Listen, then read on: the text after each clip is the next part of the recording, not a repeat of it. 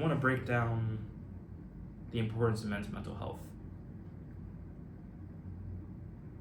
and truthfully why we should create a more open and honest dialogue about how it is we can truly make an important facet for young men going forward.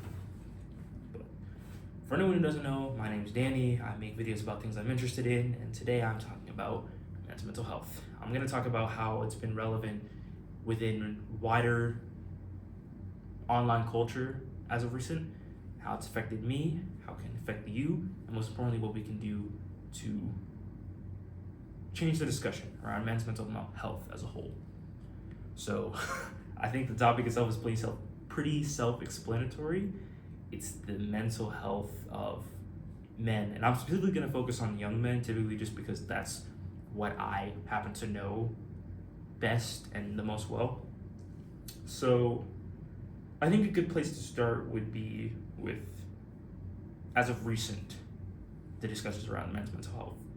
And it's starting to be met with a growing state of apathy, I would say, partially coming from the very contentious world we live in nowadays involving men and partially their very unique choices, but also the reactions to many sort of tipping points or kickstarters for these discussions around men's mental health, specifically the Netflix show Adolescence. If you have not seen it, go and watch it. I have not watched it either. I'm probably going to watch it after this, in between elementary, but I highly recommend it as I've heard a lot of very great things about it. It's essentially about a young man who ends up arrested for the unaliving of a fellow student that he had. So the entire series essentially revolves around the ramifications of that, the interviews, and essentially the pipeline that this kid went down, which is very similar to the recent red pill pipeline that we've seen growing in prominence over the last few years. If you do not know what red pill is, if you've ever heard of any creators like Andrew Tate, Fresh and Fit, Joe Rogan, I would lump in there, the Paul brothers, you could lump in there, Aiden Ross. Generally, this is going to sound very mean, but if you look for a semi-pasty white man or foreign man in their 30s or 40s who happens to be talking about money, riches, and attracting women through superficial values, then you're probably on a red pill account. And the response that they gave to this show was essentially deflecting all blame from Jamie, the main character, whose actions inherently got him to the place that he was in that show by going down this sort of red pill, pipeline. And they dismissed it entirely. Put the blame on everybody else in his life, the women in his life, the adult in his life, the girl who got the accusation out in the first place. Everything, every deflection excuse in the book, it was textbook. And that's why we've created this sort of stigmatized discussion around men's mental health, because we ourselves have to care about it first. So how do we openly care about it? Number one, I argue, is letting go of our own ego. Granted, I cannot speak for all men. I'm just an 18-year-old young Nigerian man trying to do better in this world. However, I can say that for a majority of young men, I think that mental health, if not laughed at entirely, is something that we don't discuss seriously. We can connect this to a lot of differing things, possibly our wider lack of truly intimate friendships with other men, our sort of stigmatized view of expressing emotions based on many of our upbringing, or it could be the very sort of, perceptive view of emotional expression, as some tend to view it as more feminine and semi-emasculating, but all of those could definitely be differing topics of videos on their own. But to summarize as a whole, it's an inability to confront these conversations and these discussions with a level of maturity and earnestness, which I think is desperately what we need. Don't be afraid to talk to your homeboys about, hey, how are you really feeling? What are you going through? How can I help? Just anything that could be genuinely troubling to their lives as a whole, not only in the present, but don't feel afraid to break down the past even. Speak about things that affected you in your childhood. Speak about the way your parents might have treated you in a suboptimal way when it came to managing your emotions.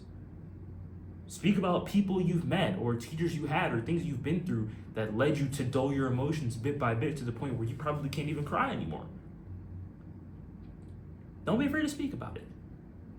I'd say that's one, creating a more earnest dialogue about it, because the only way we're going to get anywhere is by speaking about these topics with a level of earnestness. And number two is definitely going to be encourage vulnerability. As men, if we're going to advocate for our own mental health, we have to be willing to create safe spaces. We have to be willing to create spaces where men can come in, they can express their emotions. There's not going to be blowback or critiques or open disdain for who they are as people. We just have to see them for not only who they are, but who they're trying to be. That's the important part of vulnerability that we miss, because so many of us think that vulnerability comes with getting with that one girl that we saw, or sharing this one intimate quote unquote moment where you maybe are, doing a deed, let's call it. Like, people should know, and I'd say young men especially should know, that intimacy can come in many different forms. It can come in forms of listening. It can come in forms of active speaking. It can come in the form of just sitting in somebody's presence, not even having to touch them. And it's that level of vulnerability that I think scares most men, especially young men, because that inherently feels unsafe based on our upbringing, based on what we know, based on what we've learned. Maybe for somebody watching this, based on the countless amount of red pill videos you might have seen before you maybe got to this.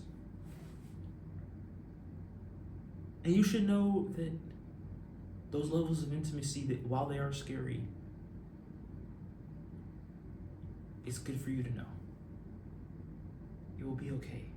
Because at the end of the day, when somebody truly cares about you, and when you can truly trust somebody, that level of intimacy will allow you to be vulnerable, to let your guard down, to confront your demons, and at the end of the day, accept them.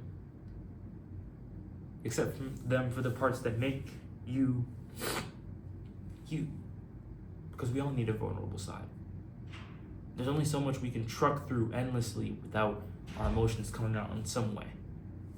So I argue we should manage them in a positive way compared to negative. And as for third, what I'd argue is the most important element is it's accountability. Because fellas, you can't blame anybody else. It's not that girl who rejected you. It's not that girl who friend zoned you. It's not your mom for telling you that it's okay to feel and you pushed her away. It's not your dad who possibly might have inflicted certain harm upon you, or your mom, because it could be either parent. It's not the friends in your life that are telling you you're wasting your time. It's not the people on the internet who sit there who disdain this active kind of behavior where we push the blame off to everybody else. While things can come at you in life, and while, yes, other people can inherently hurt you, look at yourself. Fellas, you gotta look at you. Because at the end of the day, it's men's mental health for a reason. We as young men, as my dad likes to say, we as men in training have to take account for ourselves, have to show up for ourselves, have to accept what we can control and what we cannot. It's through all of that that we can come to understand our own thoughts, our own emotions, ruminate with our spirit, and ultimately elevate to become something more, someone more. And to combine all this together will be hard. I struggle with it. I struggle with those levels of vulnerability and intimacy and accountability within myself. I have struggled with it the last few weeks. That's why I probably haven't seen many uploads on the channel here. But it's a necessary process. And I argue that if you go through it sooner rather than later, you're building a version of yourself that you will be grateful for in no time. Give it even a month of every day actively putting in the time to check on your own emotions, check on your feelings. Make that FaceTime call with a male friend to see how they're doing. Make that FaceTime call with your parents to talk about how you're doing. Actively journal, actively meditate, actively exercise. Without headphones, I'd argue. Make it a therapeutic exercise. Spend just a straight month taking full intentional accountability of your own emotions, and I promise you will notice the change.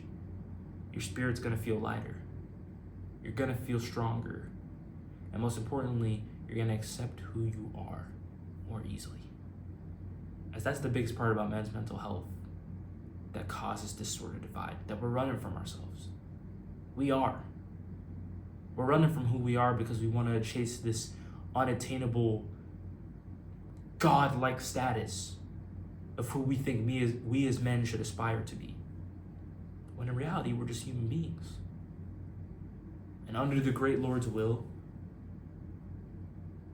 we have the chance to become better people today, better people tomorrow, and better people the day after. That includes our flaws. That includes our shortcomings.